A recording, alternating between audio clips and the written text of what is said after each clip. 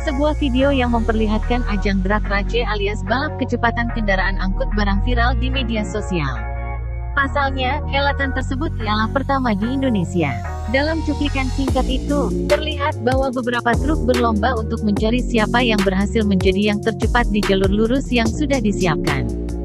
Terlihat pula segerombolan orang bersorak-sorai menyemangati teman atau kendaraan yang dijagokan. Beberapa di antara terlihat mengatur jalannya balapan agar tetap tertib. Sontak, kejadian yang diunduh di Instagram @indocharstuff itu menuai tanggapan positif dari pengikutnya.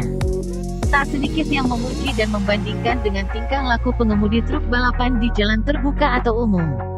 Nah, kalau begini baru keren. Adu drag di lintasan tertutup bukannya drag sambil oleng-oleng di jalan raya, tulis akun @muazial493.